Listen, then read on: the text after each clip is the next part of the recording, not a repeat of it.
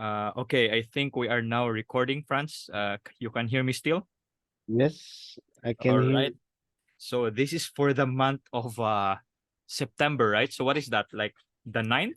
This is our ninth episode. Online.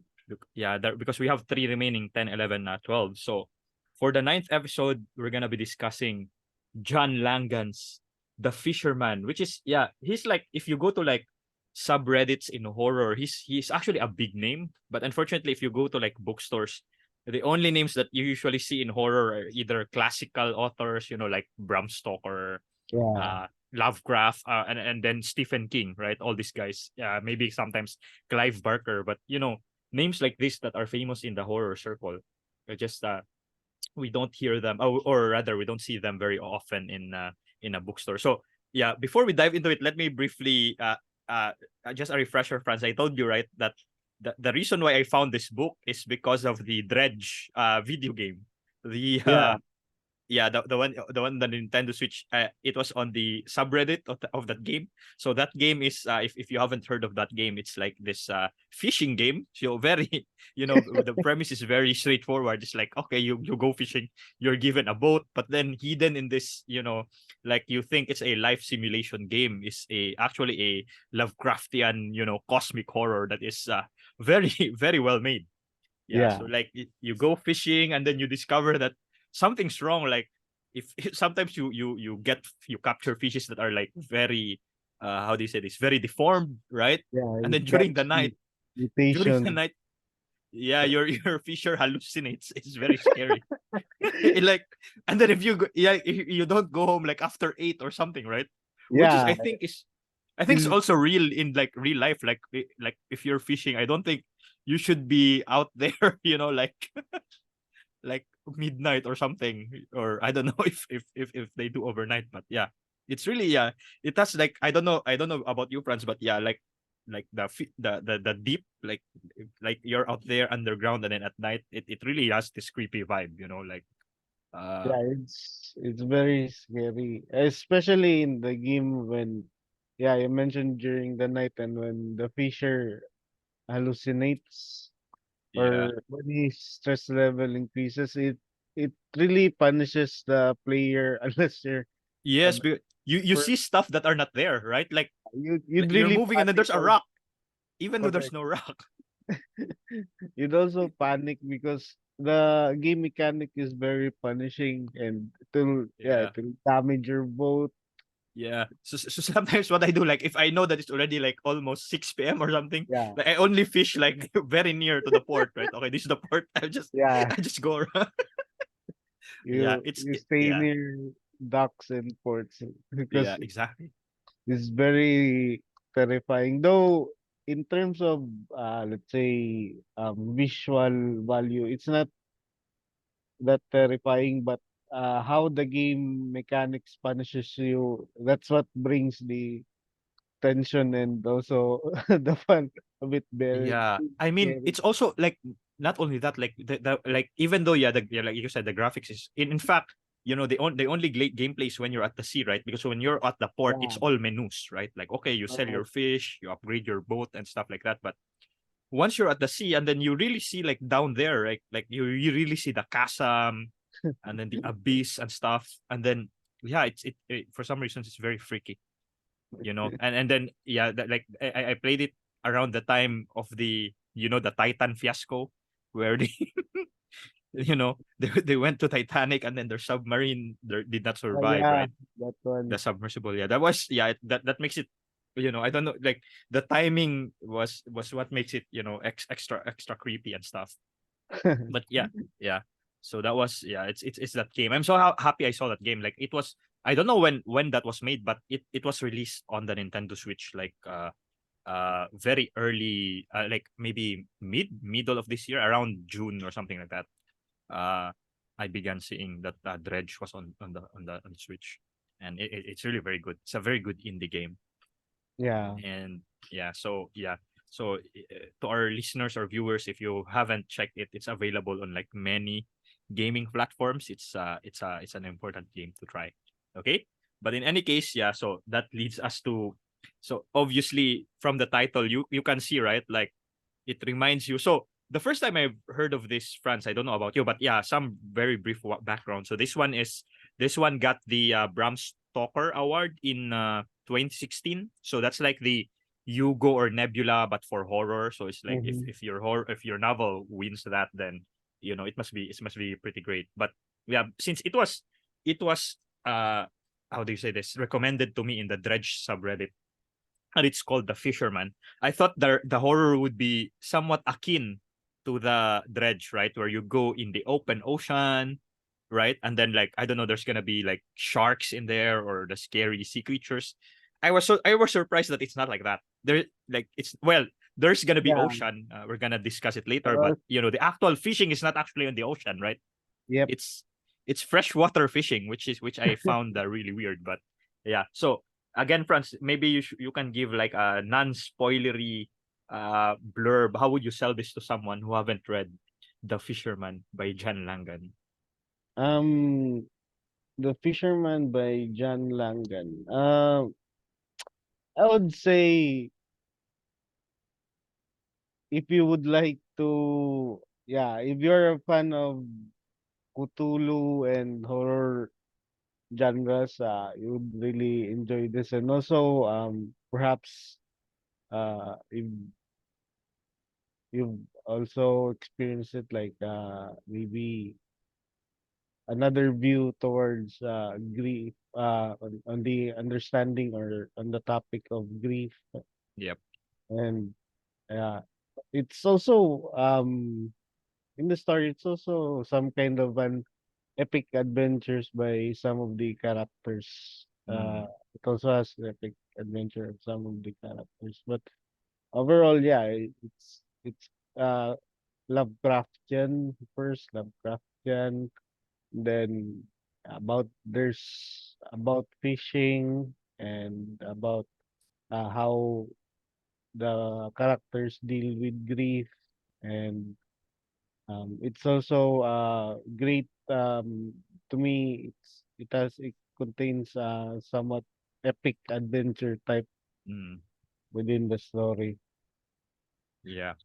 And but yeah, it's like I would like to add that it's not like a very like your typical horror where like Correct. uh because like I would say that in the first one third of the novel, it's very Yeah, like it's almost realism, right? Like you ask yeah, yourself, it's oh, really where's the horror? Like that it's horror because the author John Langan is known in the horror circles. It won Bram Stoker, but in the first one third, you have this guy who's just like passionate about fishing, yeah, and who was trying to find solace, because he had a tragic event that we're gonna discuss that happened to him. We won't spoil it here yet, but yeah, he found for some reasons he found solace in fishing. And yeah, it's like he talks about, okay, you buy this bait and stuff. It's very, very slow. You can even say in the very yeah, first third, but then it ramps up from there.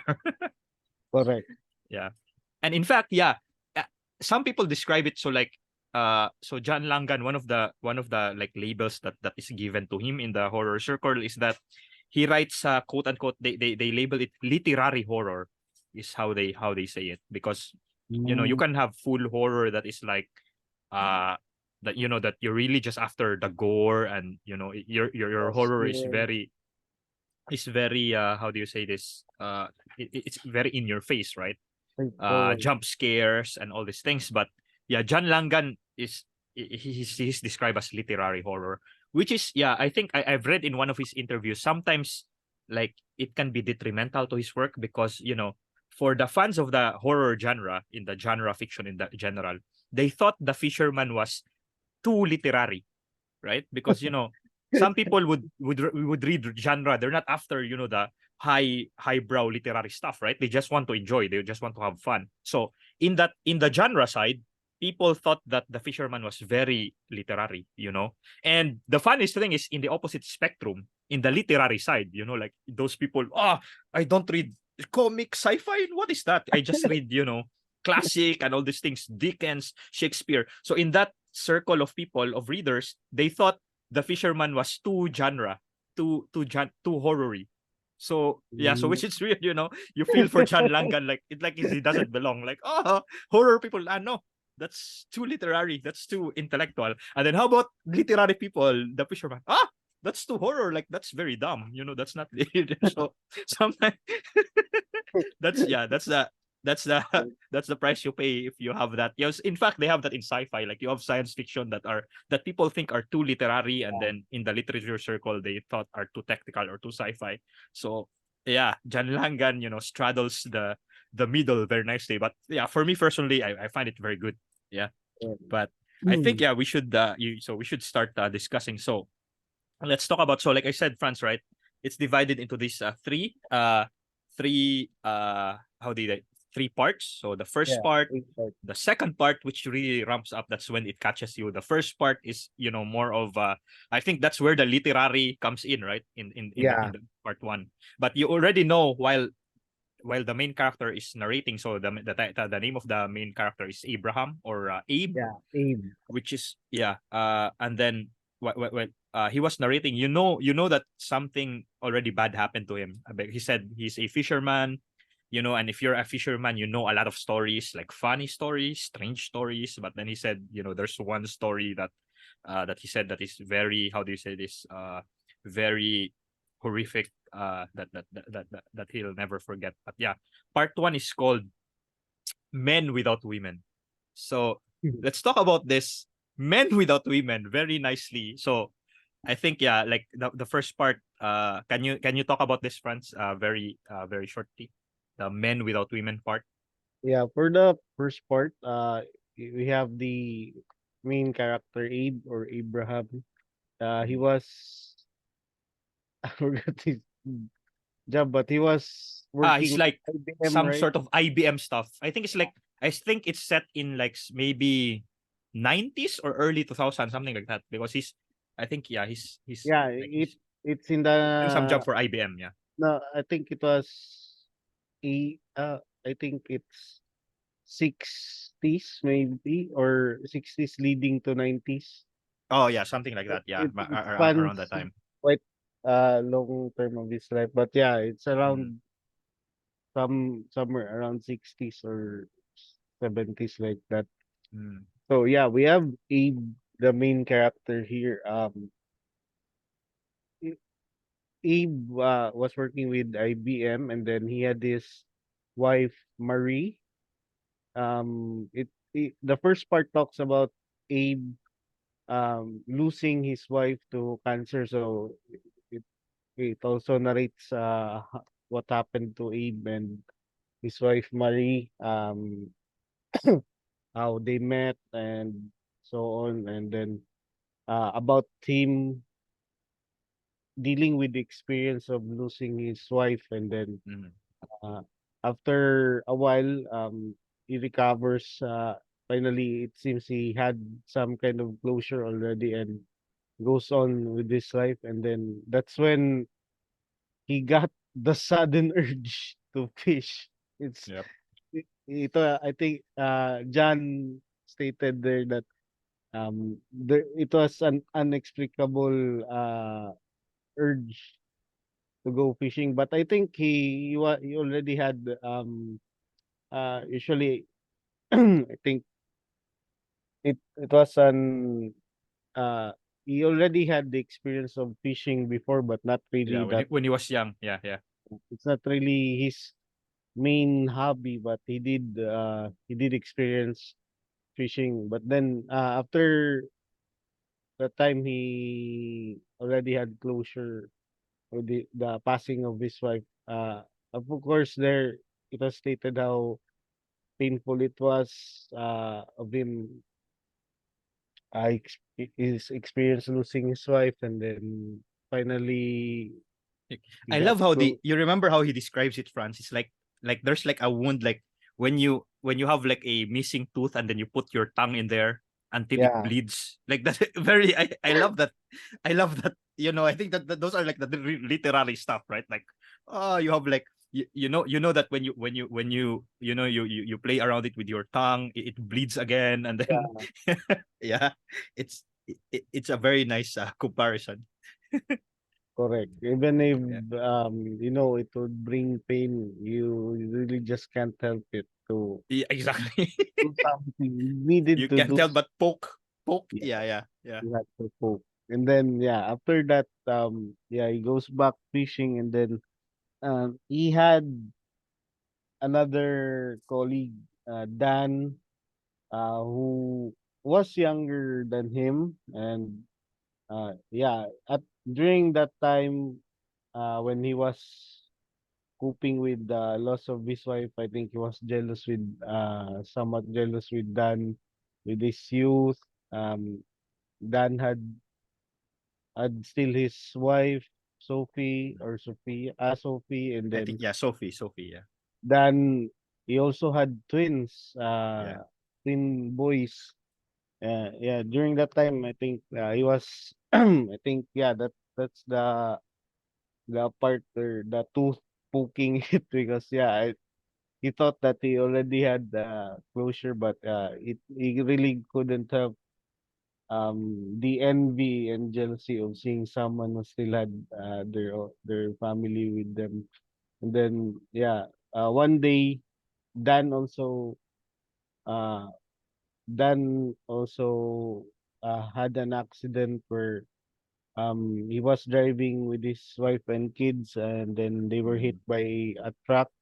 Then, it was mentioned there that, yeah, it was a day that he decided to not wear his seatbelt. That's how he survived, because he was launched Ironic. in that car. Very ironic. It's really Those who had ironic. seat belts were the ones who died. Yeah. And that's also, yeah. Then Abe And then I shift.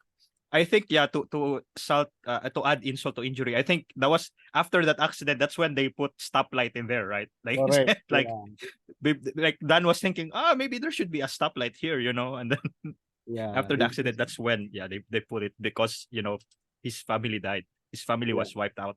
Yeah. Correct. Yeah. So, yeah, after that accident, yeah, the stoplight was put there, and then Dan would occasionally wake up in the dawn, and he would just drive towards that intersection until the day he noticed that they finally put a stoplight, and then he Mm, just watches the stoplight, looking at it, because, yeah, that's how he was trying to cope with his own grief and the losing of his family. And then, Dan, no, Abe, yeah, he at first they really didn't I think they didn't interact much with Dan, because Abe was also out for a long time when, during the passing of his wife and like that. And then later,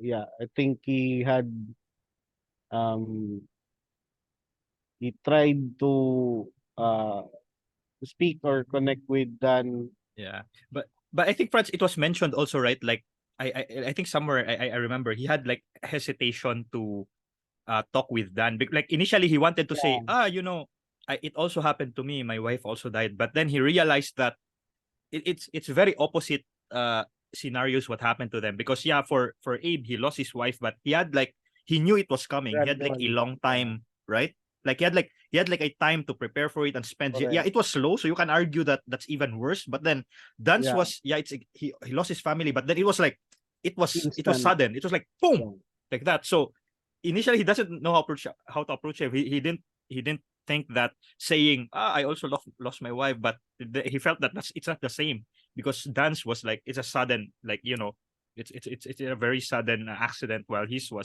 knew it was coming. So it's very different, these two men without women. yeah, men without. So, yeah, after that, I think there was an incident in their office where, a colleague of theirs, I think, was talking about fishing and like that. And then I think, that's when they were able to talk to each other, because I think Abe found out that Dan also had, uh, had a hobby of fishing, something like that. So that's when they started to uh connect with each other. They at first when they were fishing they didn't talk that much, and then later on when Dan finally opened up and tried sharing his experience and his grief with Eve, that's when they finally were able to connect with each other and become friends, and then that's how they began to go more into fishing and like that. And then that's where we then one day I think um yeah, there was also a time when I think Dan's um grief was I think getting out of control, and he was really having a hard time managing it, and he with Abe were fighting something like that because he wanted him to uh get a grip and I think move on, but I think Dan looks at it another way because as you said, the experience was different. So I think Dan just needed time for it to to be able to cope up like that. So then yeah, after that they had a fight. Then they later on reconciled, and then um that was when also Dan suddenly had an uh, an outburst of fishing again. I think he mentioned it that he also felt that urge again to go fishing, and then that's when he mentioned he had found a new location, the Dutchman's Creek. So Dutchman yeah, Street. Yeah. I think this But is before, I think before that, Abe already had an episode in there, right? Like that he knew that place was already weird, right?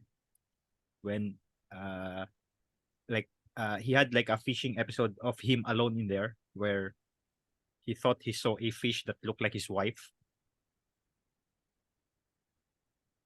I think right? So I mean that's how he knew that. That's why when Dan brought up that Dutchman's Creek, he was like, "Oh, where did you hear about that place? Because it's not supposed to be on any map." yeah, Yeah, and then Dan was like, "Ah, I read it in a book." yeah, in a guide. Yeah, yeah, yeah. I Yeah, read it in when a guide. Yeah, yeah. Abe knew that there was something fishy. Yeah, it was so yeah, he'd been there and then he's like, "Okay, I'm out of here. I don't want to come back here." But then yeah, Dan wanted to go there. Yeah, Dan, John keeps mentioning it in throughout his story about this urge, sudden urge to go fishing. So yeah, I think it has something to do with the Dutchman Creek, Yeah, what Dutchman's Creek. Yeah. happened there. So yeah, I think that was when they decided to meet somewhere near it, and they went to their local diner. I forgot what. Herman's Diner, Yeah, part Herman's. 3. Yeah. Yeah, I mean, yeah, part 3 of part 1. Yeah, the yeah. third act of part 1. Yeah. Where the owner Howard related events that happened in the town near the Dutchman Creek. And then it was very it's very weird, right? Because they could have already left like, okay, we're in a hurry, Yeah. but then it rained, right? It rained really hard. Mm. So they had it's as if, circumstances were such that they had to stay there and listen to this tale. Yeah. Yeah. So yeah, I think, and then that takes us to like this is where, from a realism story, here's where you slowly see the horror side, right? So the Yeah. Herman's Diner. And again, yeah, I mentioned to you, Franz, right? This is usually one of my gripes again, right? Like it takes you out. Like it's like two-thirds. It's like one-third of a book. It takes you out of from the POV of Abe and Dan. And then here's Howard who's talking about a story that he heard from, it's like I think it's like from a priest that he heard from Lot, from Lati. of course, yeah, the story of Rainier, right? Yeah.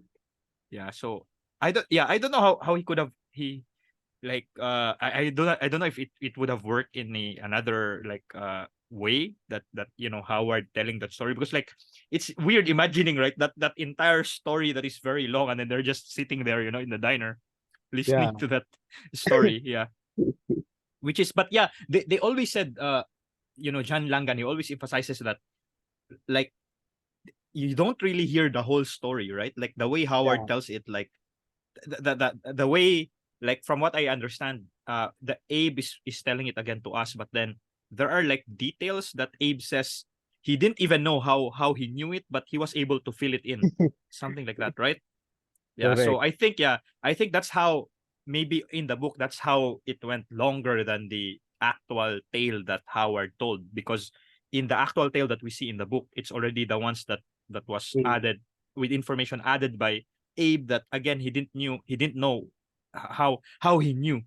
But then for some reasons, the moment you hear that story, it's like, okay, I know, it's like you're there, right? Yeah. And It's so really like yeah, a whole news story. yeah, then it takes, yeah, exactly, this is where it take. But yeah, at first I was like, this is, this is another, we hear it, and then sometimes it's confusing, whose POV are we looking at. But then it's a fascinating tale nonetheless. So it's like, okay, they're in a diner, let me tell you a tale about, like, centuries ago. And so we now go to the story of, what's the name of this guy, Rainier. I think, Weird. Rainier Smith, right? So, and it's very nice because part two is called Der Fischer, a tale of terror. Yeah, so of course, Der Fischer is like German. German. Yeah, that's German term for, how do you say this? The The fisherman. fisherman. And I think uh there was like, I don't know which context, like I think it was Marie, she mentioned something about their fisher, like she thought it was like an English word, right? Like uh Abe mentioned something about their fisher, and then she maybe she thought he meant their fisher. Yeah, I can't find the context anymore. But in any case, yeah, let's listen. What now, France, is very briefly. Let's talk about the tale of terror, their fisher. Their fisher. So Yeah, Howard tells the tale. I think it was pre-Civil War America, where yeah, America was starting to build things. So I forget the name of the place. So there's yeah. a town. I think it's near New York, because Mm, this setting is they were constructing a dam mm, for the consumption of the people in New York City. So uh they it starts in a place, it's pre-Civil War, like that, with um I forgot the name of that merchant. So uh in this story, it starts with the uh a weird occurrence in a small town, where there was a rich merchant who had a young wife. This merchant also had a reputation, because he was very ruthless, very cold in his mm, dealings, and they would say that when this merchant talks to you inside the salon, you would either um, go out uh, feeling sad with the money or the deal, mm, or you would go out of the house rolling, being kicked out of his house because the deal didn't go through. So mm, this merchant had a young wife. I think she had some kind of cancer, because she was dying slowly, and Mm. the rich merchant uh, s- did everything in his power. He was very rich, so he sought doctors, priests um Yeah, I'm to reviewing his name. It's Cornelius. Yeah, I'm looking at again yeah, because I Cornelius. also forgot his name. Yeah, Yeah, yeah, it's Cornelius. Cornelius, and the woman was Clara. Yeah. Yeah, So Clara. yeah, he was desperately looking for any doctor that could cure him. He went even abroad, bringing specialists all around the world, but no one could cure him until the day when there was this guest, the guest, they call The him the guest. guest in black, God. Yeah, the yeah. guest. So yeah, the the weird thing there were the guests when inside the house, and uh they didn't see the guests going out except taking a walk with Cornelius, Mm, or and uh outside his orchard and such, but they didn't really see much of the guests. And weird, after the guests arrived, weird things happened in started happening in the town. Like they were seeing like a silhouette, or like an apparition walking without touching the ground. There was a huge storm where everything was blown out except Cornelius house, like that. And also there came the day that Clara, Cornelius' wife, no, died. I think And I was wrong. I think it's not Clara. Is different. It's a different. I uh, think Clara is related with a Schmidt. Now I'm reviewing. yeah, I'm not even sure if the woman had a name. Yeah, but yeah, it's yeah. not Clara. Yeah. So there was a time when his wife died, and he didn't bury her immediately, right? Mm, Because I think it has something to do with the guest. And then uh yeah, after that they also began seeing uh so after that he didn't bury his wife immediately. Then the townspeople and the family, the mother and father of the bride or the wife, was also they were also concerned why she mm, wasn't burned. So they convinced the priest to ask they asked the priest to convince Cornelius to finally properly give their daughter a proper burial. So um and then Cornelius, out of character, agreed immediately to the priest mm, to bury her in Woodstock. Yeah, I think the place near was Woodstock. So then they buried uh the wife, but later the guests still didn't leave. So the people were wondering um why the guest is still uh and it took a long time. Even Cornelius was uh living a longer life than people expected. And then until came the time when, yeah, that it was announced that their place needed to be that the people needed to be relocated because they were building a dam. mm, So their place will become the basin of the dam. So they needed to get out of there. And Cornelius uh, was one of the people who spearheaded the effort to prevent their town from getting demolished, so that it will become the base of the dam. However, there came a time that Cornelius just I think vanished. they Mm. they didn't hear anything from him. That's why. Even during that time, Cornelius had a bad reputation, but at that time when he was starting to defend their place, he became a hero to the people in that town. But one day, the resistance failed because Cornelius just disappeared, or he died, and then um, he died, and nobody was protecting the town anymore from getting demolished. So that's when we have Rainer and his family. So Rainer was a former professor, but he was a good professor.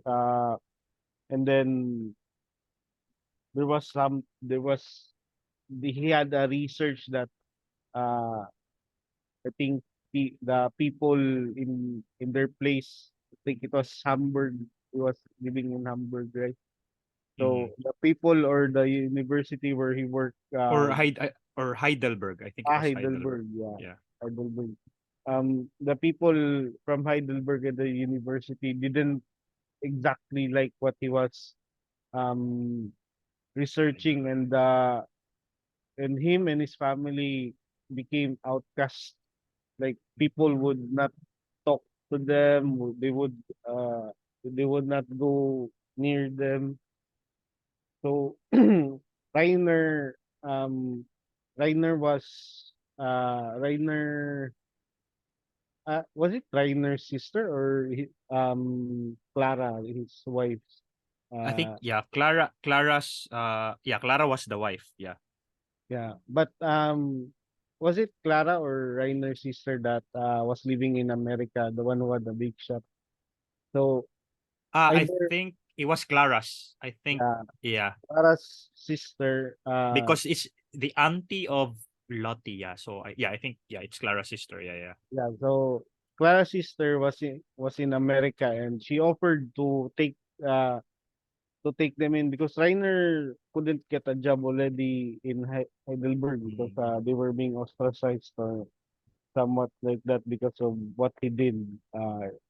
It still wasn't defined during that time what kind of Mm. research he did. So yeah, Clara's sister offered them to come to America and work for her in her big shop.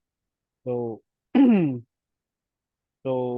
yeah, they lived then in New York, working for Clara's sister's big shop, and then Rainer heard of the opportunity of being the government looking for workers to build the dam. So Rainer immediately grabbed the opportunity to work there, even though he wasn't a skilled laborer because Yeah, he he was was like a pretending, professor. right? Like Yeah, he was like he just he just talk shit around yeah. Fake it and until got the you make position. it. Yeah, exactly. He talked himself out of position. So that's when Yeah. Rainer started working there, and they moved to that place, the camp where the the people working in the dam were housed. So at first they didn't like it because the accommodations there were uh Spartan, very simple, very small for a family of their size and of what they were used to since think they were high class before since Rainier was a professor during that time. So yeah. And then things things suddenly yeah, just like in the case with Cornelius Town, since it was just near because Cornelius was in the basin where I think in the upper levels of the dam that they were constructing, things started going different. It started with I forgot the name of the woman. It's She Helen. was Helen yeah, and Helen. She George. was Yeah. uh so there was a time of the day when carts were that were transporting the materials will be going home from work, and then um the Helen was, I think, a wife of one of the workers there, and then Yeah, George, the wife of inexplicably, George. yeah, the wife of George. So inexplicably, during that time of the day, I think everyone was already aware that there would be lots and lots of carts and that would Mm. be passing during that time. But Helen unexplicably desa- suddenly crossed the road while those carts were passing, and she got trampled, and she got run over by those cars, and she was badly, very severely injured.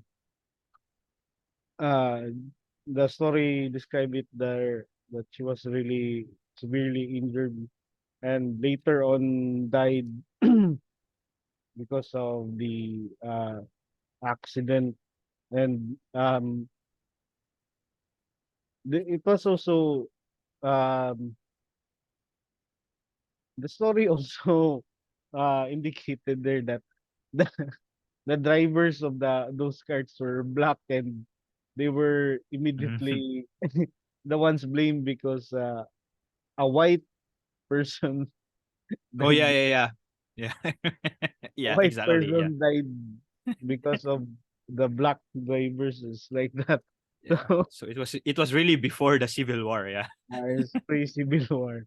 So yeah. those black people were the ones immediately blamed for for the accident, even though they didn't really do anything. And it was even one of the black drivers of those carts who this tried to stop the rest of the carts and loaded her to the cart and took her to their makeshift hospital to be attended to, but unfortunately she still died. So yeah, after the death, um, it was, I think it was Maria, one the oldest of George uh kids, right? So Yeah. there was a time that um yeah, they could, I think they went they visited Rainier's house because they were worried that their father didn't come home. So yeah, it was also was also at uh they also the story also said that George also went on a drinking spree. He also felt very bad after the death of his wife. He went out drinking. He wouldn't work, and his kids were just left alone at their home without anyone to look after. Only during that day because the kids told Rainier that he usually just comes home um, every night, even drunk, but he usually didn't disappear for longer time than that. And then uh, the next day, or I think it was a couple of days, George returned. George returned, saying that he has good news, and um, there was a miracle that uh, Yeah. I think he knocked on Rainier's house, right? Like he was looking for his daughters, because yeah, I yeah, the was daughters were like, looking yeah, correct. Yeah, because his children were staying over at Rainier, so he came to Rainier's house and took back his children. But when the children came back, they started shouting, screaming. yeah. No, but I So think, yeah. Let me. I I'm on the chapter about that. Like, let me just read what, because yeah, so George knocked, and it was at night when he came back. yeah, So it it is was very, like it's like in the wee small hours of the morning. So I think maybe dawn. It's still dark, yeah, and then Rainier was surprised because when he opened the door, so it says he was grinning, but it was yeah, no happy smile. It was the smile of a man who knows that he's committed a terrible act, but is trying with all his might to convince himself that that isn't the case. And then he said, Rainier says, it's the middle of the night. Your daughters are still asleep. And then he's like, no, wake them up. There's a miracle. There's been a miracle. Yeah. yeah. So yeah, when the kids returned to their house, they started screaming, and Rainier and Clara immediately rushed to George's house, which was just like in front of their house. So, but what they saw was, I think this is where things went really bad. The story. So, they saw Helen. It was they could still somewhat recognize her, but the kids were somewhat they were scared because they were screaming. So when they look at what the kids were afraid of, they saw Helen with uh she was so they know she was already dead, but yeah, they saw her there standing, but she looked different. Uh she had pale skin and golden eyes, something like that. And then Like that of a slowly, fish. yeah, like that of fish. And slowly the other neighbors also came, like Igdalo and someone like Rainier's friend also. And yeah, they saw that uh what happened to Helen. So they, I think Clara was the one who got the kids out, and then um they tried to tell George that that wasn't her wife. It was uh it's not Helen because there's something wrong with her. So uh I think George tried to ano did they have a fight in that in their home? Mm, Can't no, remember.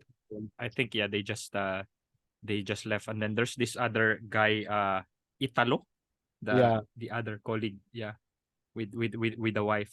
I think yeah, that's yeah, I forgot because there was a scene where Helen attacked them, right? Like yeah. Yeah, I think I it think was they were the ones. after. I think they got the daughters. I think Yeah, yeah, yeah. they got the children, Mm, Italo, and Regina, his wife, got their children. And then there was a time when uh, Italo was out working. Uh, I know Italo was there. So I think it was there was a time when Helen came to get her children, or mm, attack one of Italo's and Regina's kids. mhm. Then they try to defend themselves. Italo crushing Helen's son with a hammer, and Regina also uh crushed her arm with a frying pan or a pot, maybe something like that. So and then um there was I can't really remember. Yeah, but I think yeah, the important point is that if you encounter Helen, I think yeah, she tells you something like very that will really Something. take you off your guard, right? Like Yeah, because I think who was the guy that came? I forgot that Helen said something to that guy, and then that guy went back and then shotgun his wife, and he discovered that his wife had another man. yeah, And I can't. so it's like Helen tells you these things that like you have no idea where she knows this, right? Like, oh, Yeah. how do you know that? Yeah. And then yeah, that guy, I forgot why that guy came, but yeah, that guy came, and then he went back and shotgunned his wife and yeah, the other man. I think in that scene it wasn't like explicitly mentioned what, but yeah, Helen said something to Regina and Italo that they, I think they cried or something. Yeah. Yeah. So, yeah, Helen already became a talk of the town, and Mm-hmm. until one day they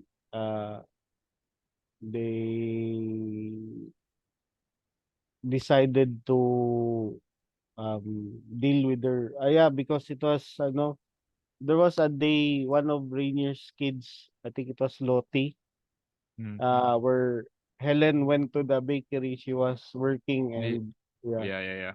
So this is where the also this is also one of the experience by Lotte. I think the other people who were also involved with Helen experienced this when Helen came to the bakery. Lottie was trying to get something, then uh until she got cornered, and then Yeah. Helen brought her somewhere. I uh, remember this scene, yeah. Helen brought her somewhere, and as to Lottie's description, it was like she was standing above the ocean, and then Mm. she would like see people similar to Helen, but she describes it like hell or something. And then that was when Clara discovered what happened to Lottie. Then they went there and tried to rescued her. But Lottie didn't. After she was rescued, Lottie didn't wake up, and that was when Reiner also found out. But uh, that so I think this is where it was revealed what Reiner was his research was when he Mm. was in Heidelberg. So yeah, during that after Lottie came home and wouldn't wake up, he began he began his research again, and Clara would Clara would describe him as having a glow or something like that. He had Mm. he had this light about him when he was researching, and then the next day they decided to con- confront Helen, and so he before they dealt with Helen, Rainer made some preparations where he wrote he did markings around the row of houses where George and Helen's house was. He would carve those writings along the door or on the walls, and then he had this uh knife that he he threw to the ground and started vibrating. So I think it was like he sealed Helen so that she would not be able to come out. And then the next day, they confronted her. Uh, so they came in with Igdalo, and they confronted Helen. So I couldn't, I don't remember exactly if they killed her there or they left her. What I couldn't remember what Rainier did, that they saw her like fall into like a puddle or something like that. Mm. Mm. But it's also, I think this is where we get so Igdalo and Rainier went in, and Rainier was talking like in a different language, so they couldn't understand him. But yeah, Rainier started interrogating Helen, who sent her. So Yeah, uh I remember he had like something like a knife or something, right? That was yeah, like, yeah, he had a knife where he threw it to the like, ground and yeah, started vibrating, and yeah, then yeah, that yeah. was also the knife he used to carve the symbols or markings. And Mm. then when they went back, he got the knife. Mm. So there, yeah, Rainier, I think Rainier knew what afflicted Lottie and what Helen is. So yeah, he confronted Helen and asked her who sent her like that. And yeah, that's when we knew. I think that's when um she mentioned the fisher or their fisher, the Mm. fisherman. and he was asking if what he was trying to fish. Yeah. Then Rainier was Helen because Helen is reluctant to say it. But later on, she revealed that it was Apep, or as also known as Yormungan, or the word snake. Mm. And but then I think Rainier, since Rainier discovered that the fisherman or their fisher hasn't caught the Apep or Yormungan yet, because I think because of the condition of Lottie. So I think then after that confrontation, I'm not sure if they killed her there, or he did something that Helen disappeared into a puddle of water, and then the next day they burned the house, Mm.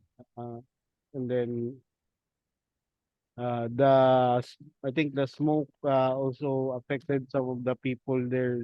It was described that um the inside of their house, George and Helen's house, was like uh overgrown with mushrooms. Like Yeah. their Yeah. table was like a big mushroom like that. And then after the house burned, some people got afflicted that like they were poisoned, or uh mushrooms started growing all over them. And so after that, Rainier and his some of the men he knew went with him to deal with the fisherman. That so they went to Cornelius Place. they went to Yeah. Cornelius' Yeah, I place. think I'm looking very quickly at the confrontation of Rainier and Helen, and then there's like a line when Rainier asks her, "Who is your master?" And then Helen just Yeah. replies, "Ask Wilhelm van der Voort." And then and then it says that name sends a jolt through Rainier, because at this point we don't know who Wilhelm was, but then Yeah. eventually so yeah, Helen knew that guy that from the past of Rainier, which was creepy.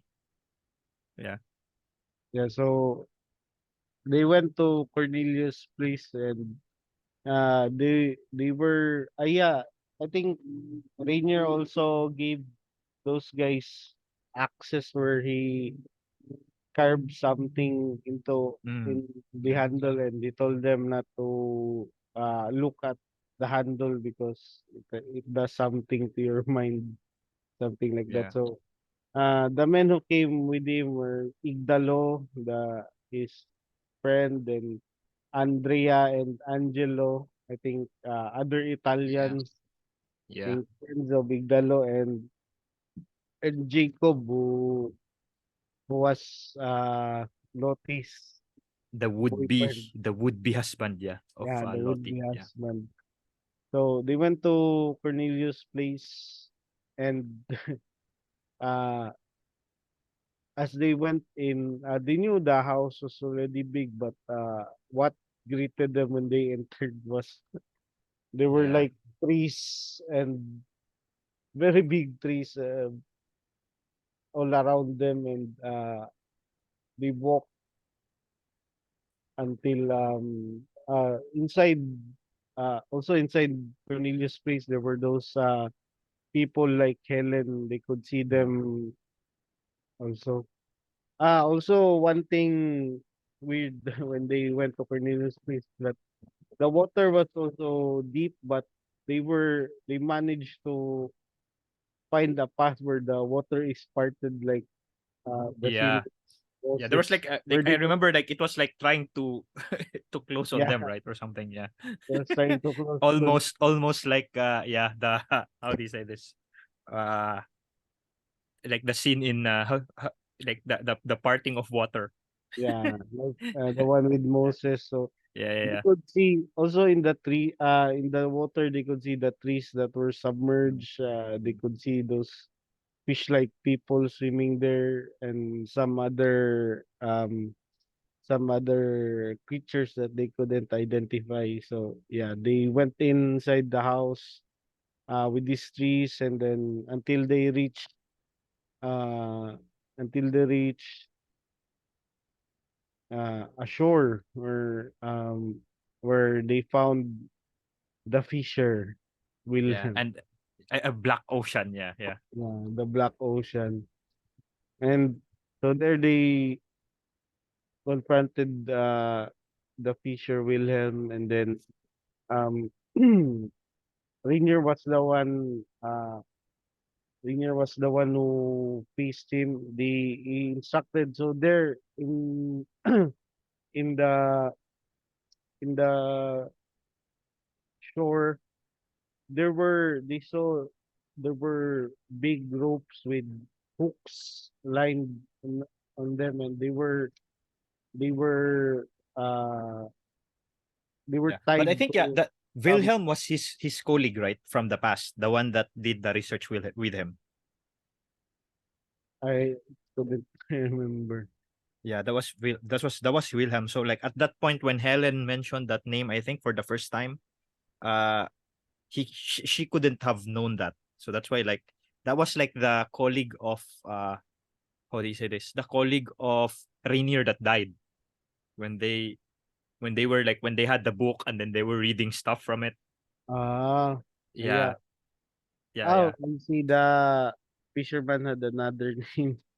Yeah, Yeah, yeah. It was, yeah. That's why when Helen mentioned the name, ask Wilhelm.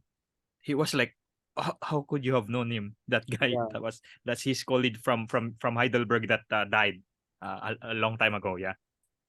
yeah, But yeah, yeah. He was. Yeah. They were now with they saw the fisherman that was like trying to hook in, right? The yeah. They was trying to catch what's the name? What's the name of that? Apap? I forgot, like something like that. Ipet, Ipet, Ape. Yeah, yeah, Yurumotan, or yeah, yeah, yeah. Yurumon.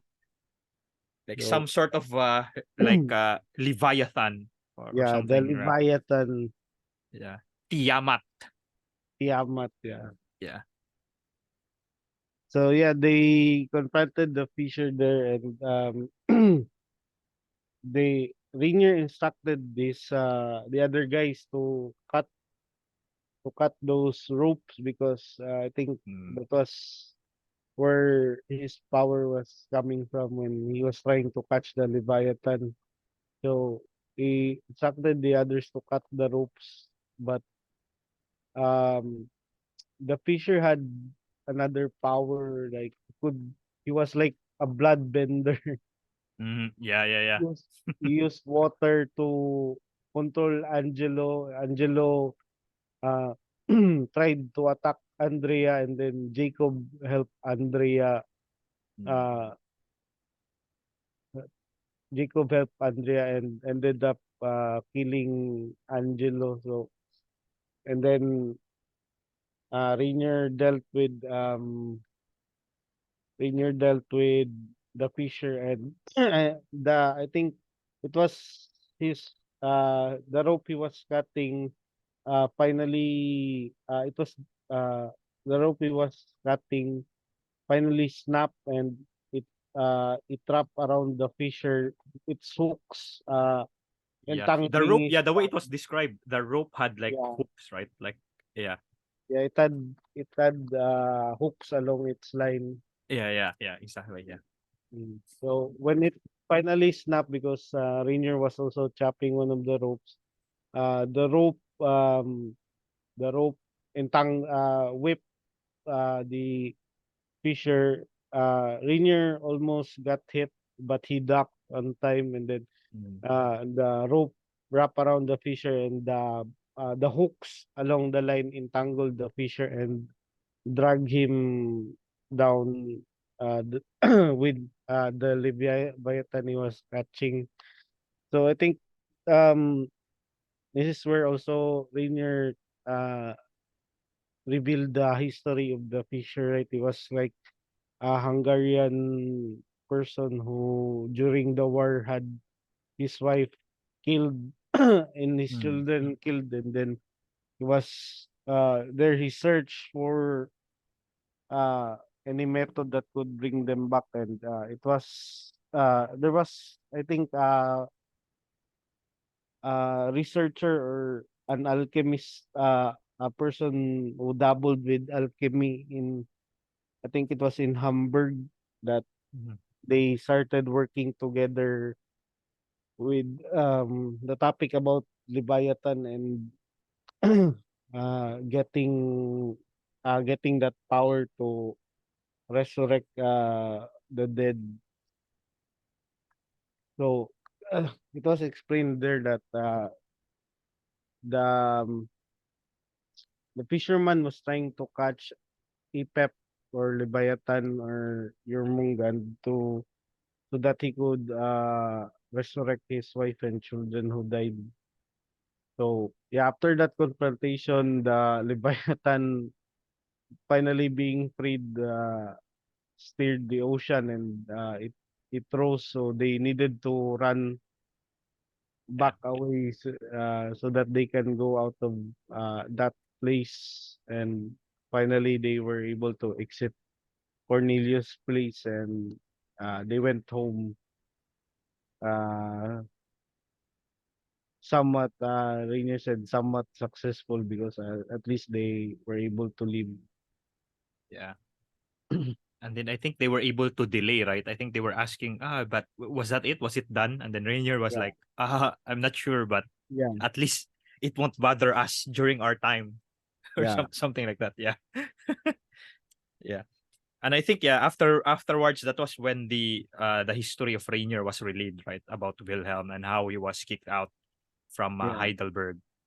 So they had this like they had this book, right? Like you, you read a Wow. word and it's as if it instructs, like something, like I think it was like they read something about darkness or something like Yeah, and then it just turned off or something. Yeah. And then the colleagues found out, I think, yeah, I forgot how Wilhelm died. I think he read something and then I think he just disappeared or something. yeah. Maybe he got caught Yeah. by And the then that was how Rainier basically got kicked out.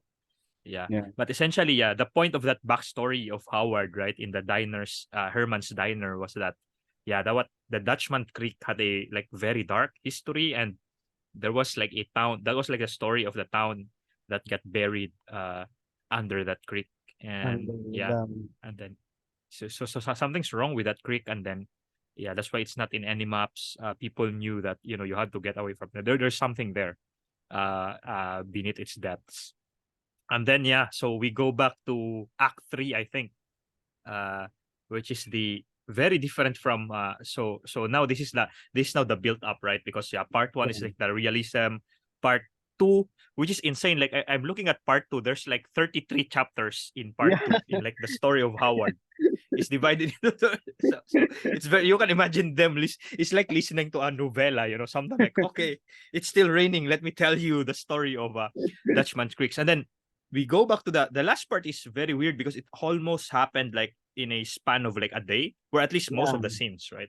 Like it's like Most it of happened in the span of the day. They were like, uh so after the story, so Abe was like, okay, yeah, we're not going there. But Dan Then is really, yeah, yeah, he's really determined to like, no, we should go to and then I think, yeah, he just pretended. I recall Howard asked something about like where he got the information, and then uh Dan was like, I read it in this book. And yeah, then Howard yeah, pretended, because Howard was familiar with that book, right?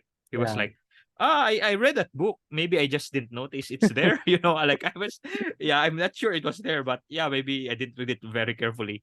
And yeah, so they headed out, and then yeah, essentially went into this yeah, Dan, and then this yeah, this part, it sort of feels like a dream, right? It's yeah, very weird. Like I think because so they went there, and then they got separated, right?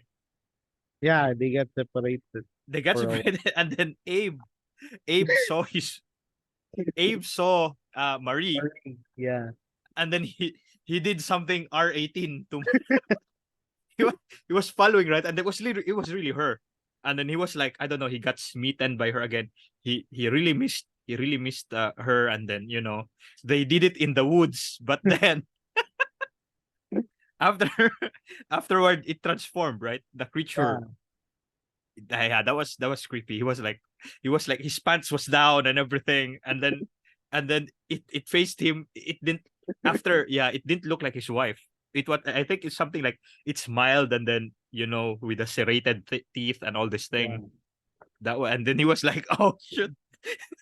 What's up And by then I then? think he met Dan again, and then yeah.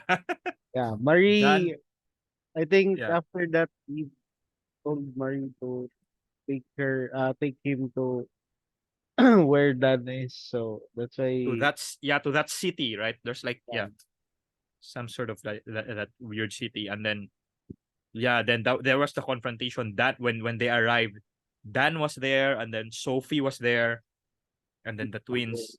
yeah, But then it was obvious that it wasn't Sophie and the twins anymore. But Dan was, the opposite between, it was like the main difference between Dan and Abe is that Dan was really willing to give everything to be with his family again, even though those creatures weren't his family anymore. And then they had like some sort of confrontation, right? Like yeah. they fought. Dan, because during that time, the Fisher was also introduced again there. The Fisher was Mm, there. yeah, yeah, yeah, yeah, yeah.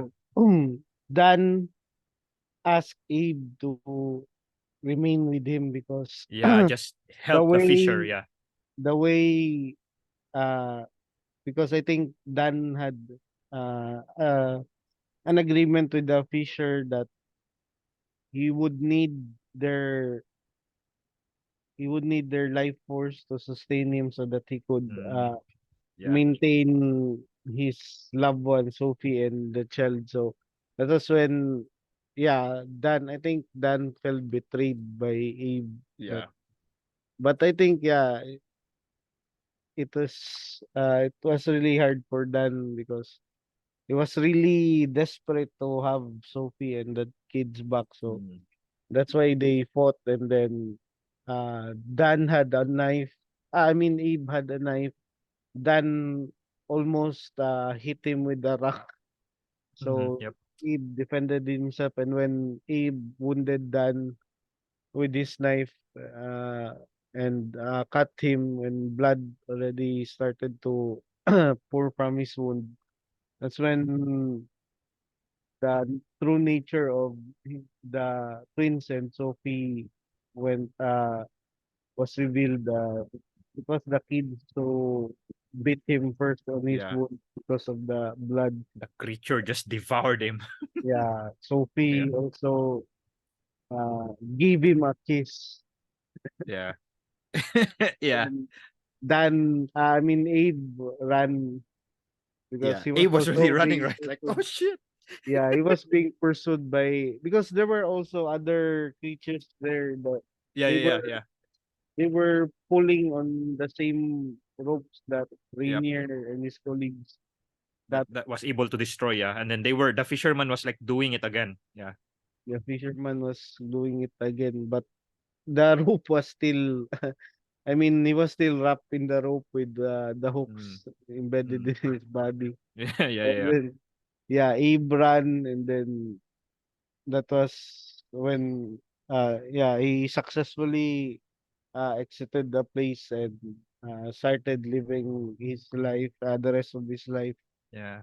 But he was interviewed by the police, right? They was like, Yeah, but where, because he was like we're suspected. I believe they correct. suspected him, but then I think eventually he told the police what they wanted to hear. Like, we Yeah, were fishing, and then yeah. he was just gone, and then he didn't know what happened, and stuff like that. Yeah. But then I think, while he was I forget if it was in his house or some place where it was raining and then it It flooded. was it was in his house. So Yeah, yeah. yeah, after that he spent the rest of his years, he grew old, and a new Mm. family moved in his Yeah, yeah. neighbor, and Yeah, yeah, yeah, yeah. the daughter was interested in fishing, so Mm. they occasionally talk, and then yeah, one day there was a storm, and there was a creek behind a stream. So when it Yeah, yeah, yeah. flooded, that was when I think the family asked him to look for the house, right? Like, okay, we so the yeah, family had to go somewhere and then they had to leave him there. So it was like flooding. It was still him. I can't yeah. I can't forget like the scene in my head. He has like like the gas burner and the fire It because I was think oil. It was oil. it was oil. Yeah, because when the Cooking oil flood began spray. entering, all those weird creatures were there as well.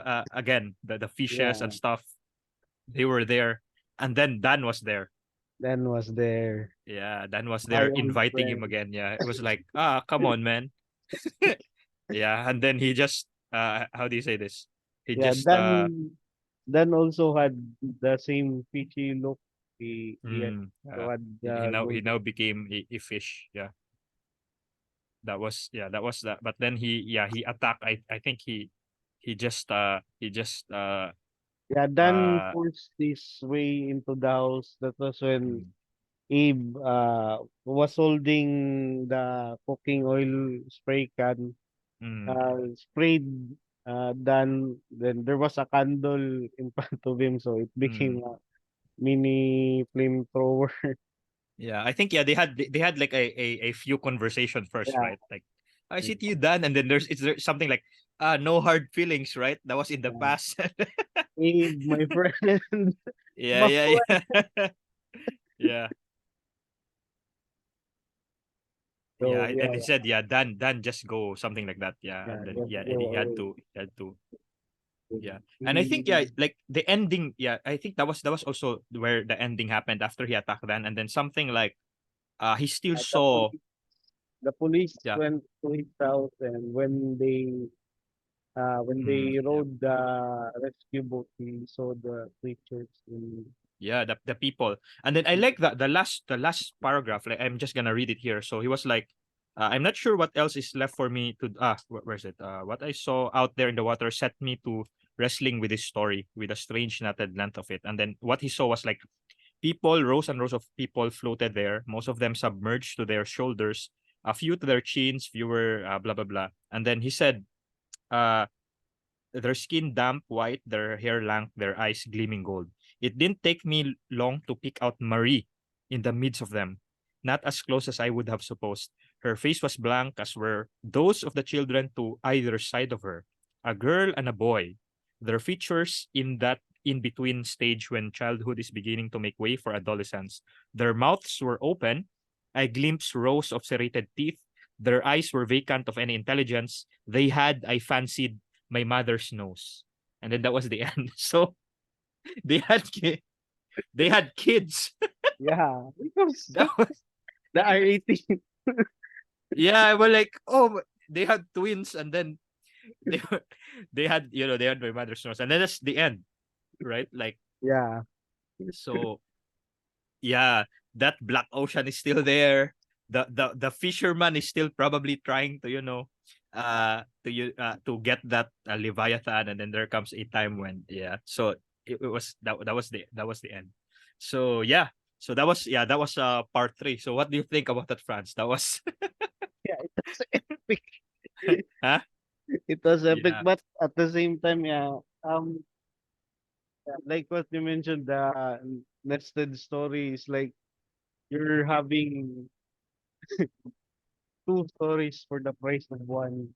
yeah, it's like it's almost like a standalone, right? The like, I think it could have that in the middle could have stood as a like an independent novella or of some sort, and then So he like inserted it in between. It was like I think it worked. Yeah, at the beginning I thought it like somehow took you out of it, but at least it helped explain the weird instances in part 1, what was so wrong with that creek, and then all the way to the last. It set up the stage for that last part, that at least when Dan and Abe are going to that place, then we already knew, that was, we saw that before, we saw that 100 years ago.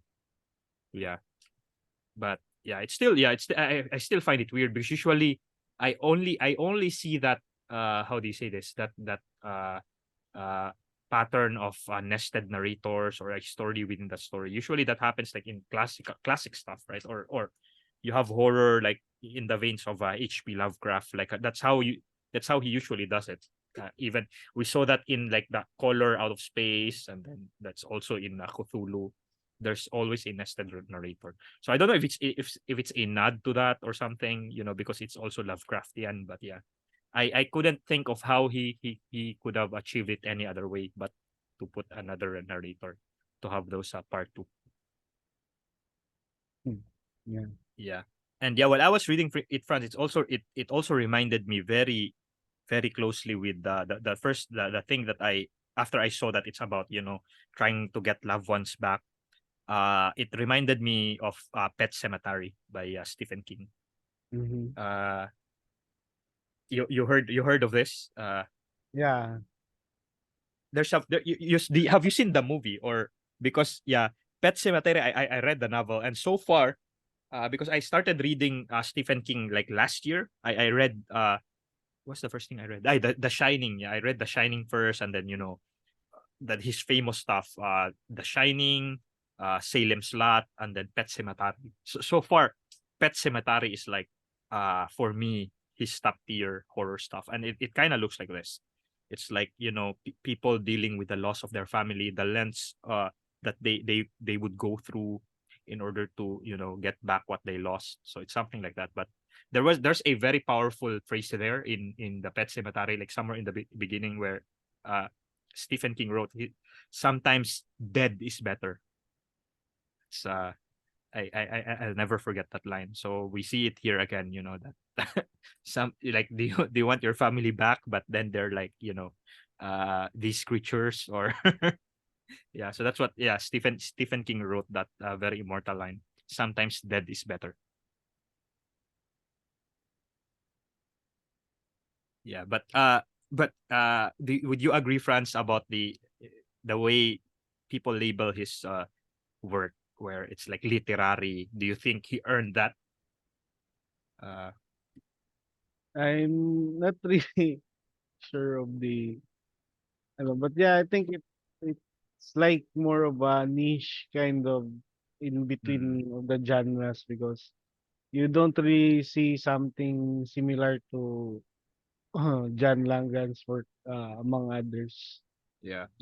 It's kind After this, yeah, this is the first work that I've read of his. But after this, so it turns out he has another novel under his belt. But then he has a lot of short story anthology. So it's like after I read this, I still haven't read them, but I downloaded a bunch of his short story collection. So it turns out he currently has three short story collections, and I've heard they're really good as well. But his other novel is called House of Windows, 2009, and then the second one is The Fisherman. So yeah, I think how do you say this? Like you would think that like he is new, but then apparently he's in the biography section. He's like the founder of Shirley Jackson Awards. So sure, if you remember Shirley Jackson, we read the story The Lottery, right, early this year.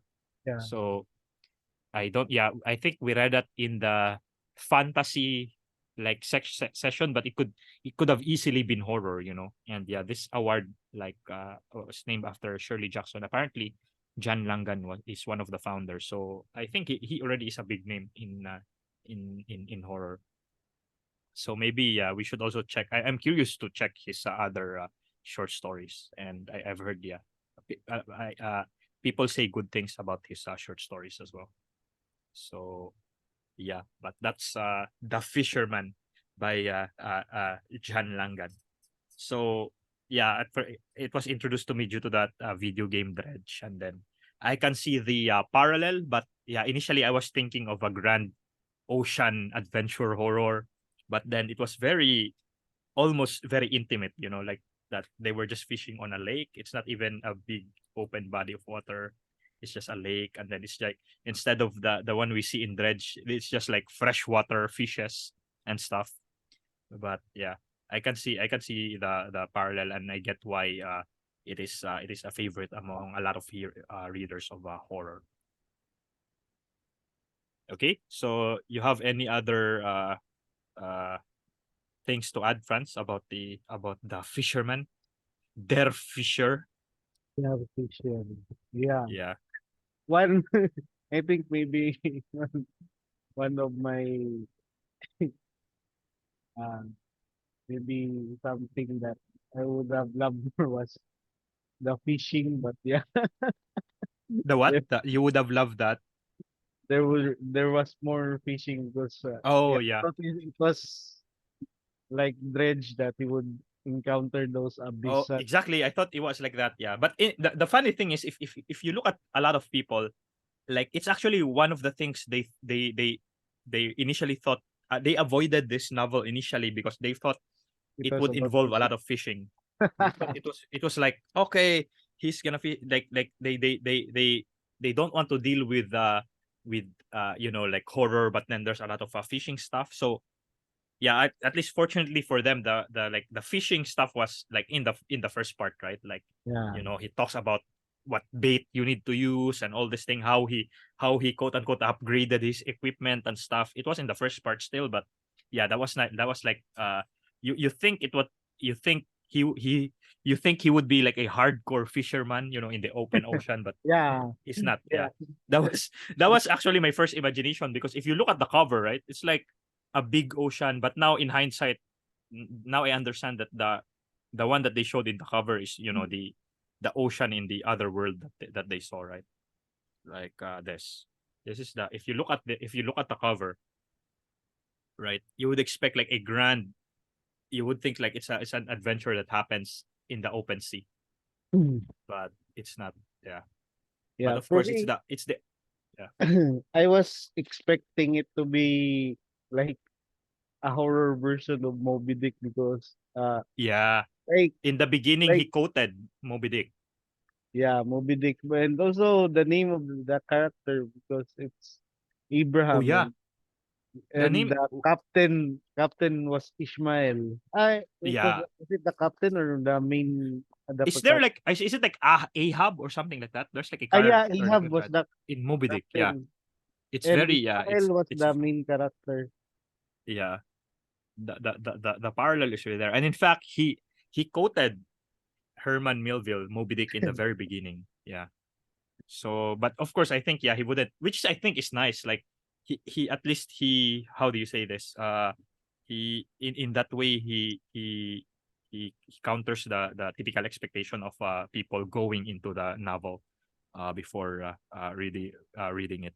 So yeah, I think, yeah, we would have to wait, but I don't know how it would have worked. Like, I mean, okay, you have scary creatures and stuff, but yeah, I don't know how like how where you would take that story, you know. Perhaps no, the story of the fisherman in his battle with the Leviathan. Oh yeah, maybe that, yeah, because yeah, his background was only very little in the act 2 story. Yeah, Yeah, one thing but I also don't get uh the I don't think I'm not sure if uh, among the symbolism is why the Leviathan or Apex or Jormungand because in our previous in the classical literature with the myths and legends like that I don't remember them being associated with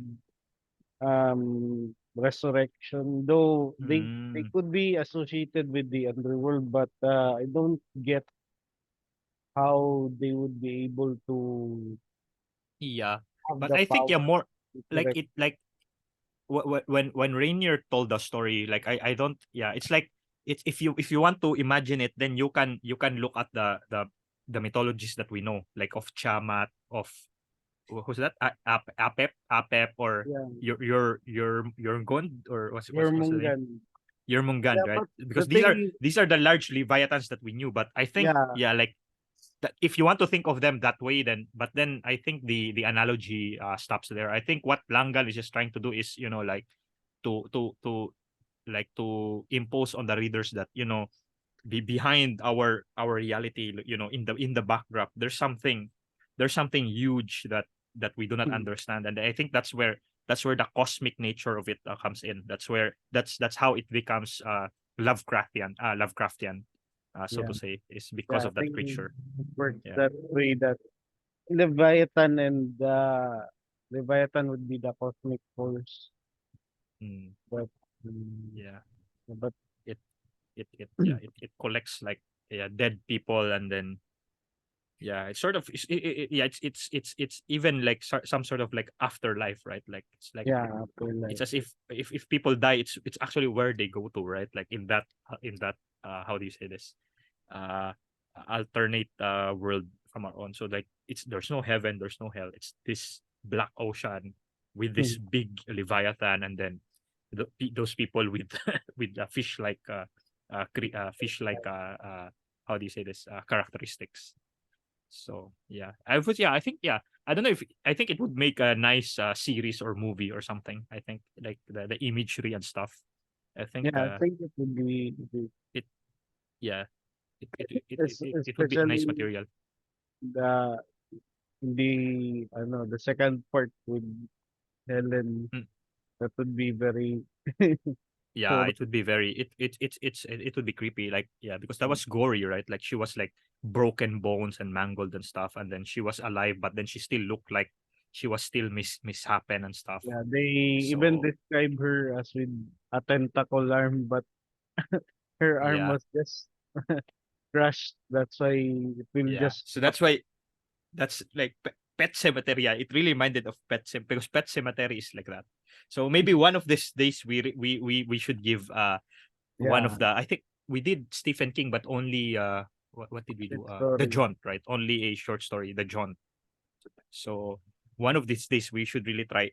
Pet Cemetery is not very, it's not that long as well. I think it's kind of around the Fisherman, but yeah, it's really, it's very creepy. I think it would even, the impact would even be, how do you say this, the impact on the reader, the creepiness level in Pet Cemetery, I think it will be higher if the reader like has kids or has children, because Yeah, it's it's like that's that. It's, really yeah. After that, after I saw it, I also watched the movie. It was nice, but yeah, the novel is on a different level. Pet yeah. Cemetery. And I think, yeah, like that spelling, it really came from King's children when they move in a place, and then uh so there's a pet cemetery, but then I think it's his daughter wrote a cemetery, so Mm. it's the spelling that her daughter wrote, Pet Cemetery, and then that's what he used as the title of the novel. So yeah, it reminded me of that, which is I'll never forget that line. Sometimes dead is better. You don't want, it's like you don't want an alternative, you know. Yeah, and then he said something about like, how do you say this? We know a lot about I forgot something, like he emphasized that we know a lot about these famous people and stuff, but we don't hear tales from people who bury them, something like that. Mm. That's what he said in the beginning. So it's like you don't usually hear tales from the point of view of people who bury the dead. That's what Stephen King was trying to say in the beginning, which if you think about it, is it's actually true, Yeah, right? the Undertakers. Yeah, exactly. Like the Anders, yeah, you don't hear. Yeah, let me look for that. Yeah,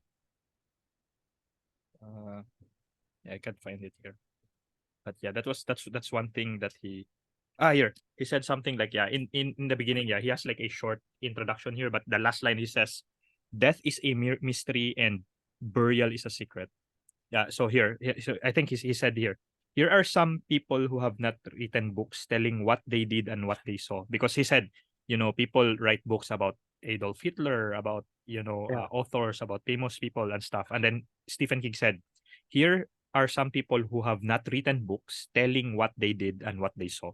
So people who did not write book, the man who buried Hitler, the man who performed the autopsy on John Wilkes Booth, the man who embalmed Elvis Presley, the man who embalmed uh, badly, most undertakers say. Pope John Paul the 23rd. The two score undertakers who cleaned up Jonestown, carrying body bags, blah blah blah. So his point: the man who cremated William Holden, the man who encased the body of Alexander the Great, the men who mummified the pharaohs, they did not write books. And so Stephen King said, "Death is a mystery, and burial is a secret." So yeah, it's very nice. This is for me so far from the works that he did so far. This is my favorite novel, at least, by Stephen King. So it reminded me a lot when I was reading The Fisherman, because yeah, it was also like that. Okay, but I think yeah. So in any case, I think yeah, we should wrap up our. So that was our episode 9, September, right? So today's already October 21, but yeah, it's a novel, so it's fine. It's our longest. I think it's the longest we've read so far, right? Yeah. The Fisherman, yeah.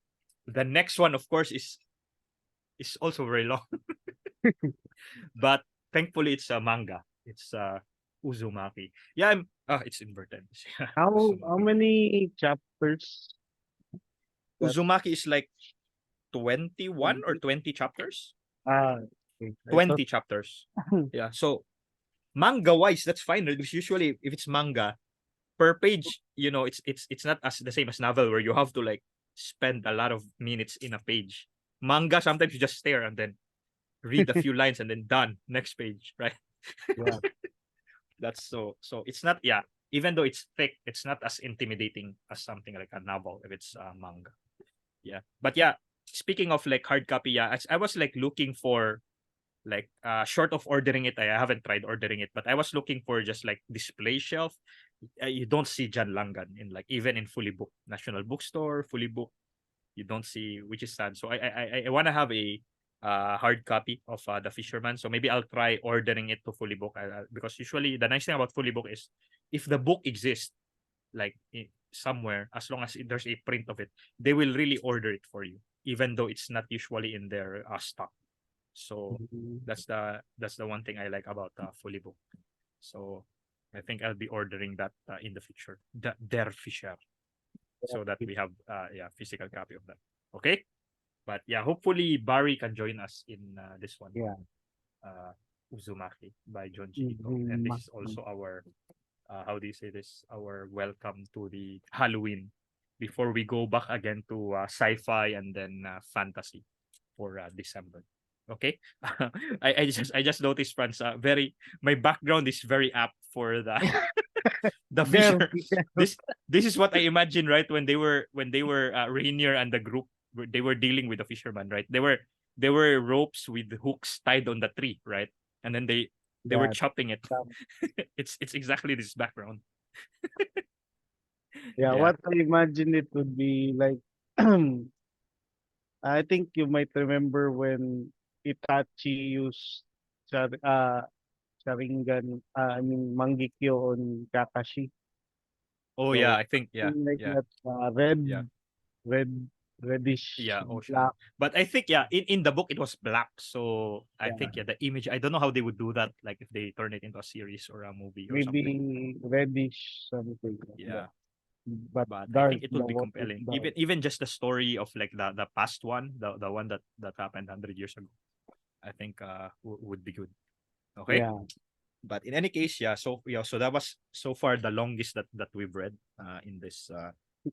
It discussion. But really felt long. While I was reading it, it felt longer than yeah, it was because of the nestled yeah, it's nature. like two story. They're like essentially, and in fact, it's not even that, because there's like the story of Rainier in the middle, but then within the story of Rainier, you hear the story of the fisherman, Yeah. and then the past life of Rainier. So it was very nested, and then you hear the some backgrounds about Lottie, who was like the one telling that story to Please. the reverend, to the priest, and then yeah, Howard was telling it to Abe and Dan. Yeah, very. It's very nested, and also yeah, the first part, yeah, kind of felt slow because it's horror. You're looking for that horror elements, but then the first part was like almost mundane, right? It's about a guy Yeah. preparing his equipment to fish, but once it kicks off, it's really good. Yeah. Okay. So I think yeah. So next, maybe I don't know, Franz, if we can do it next week, next weekend. I think let's ask Barry if it's Yeah, available. But that's yeah, I want to do it next week because if we do it after November 1st, then it's the Halloween spirit is already done. So if we can do it like next week, 28 or 29, yeah. uh, Maybe Barry can join us. we can ask Barry like which you prefer, 28 or 29, if he can join us. If not, then yeah, we can just we can proceed either way. If he's not with us, okay. But yeah, I think that's it. The Fisherman. Let me show it again on my Kindle right here. Der Fisher, by John Langan. So with that, thanks for watching episode 9 of the Book Lovers Club. See you next week for episode 10 for October.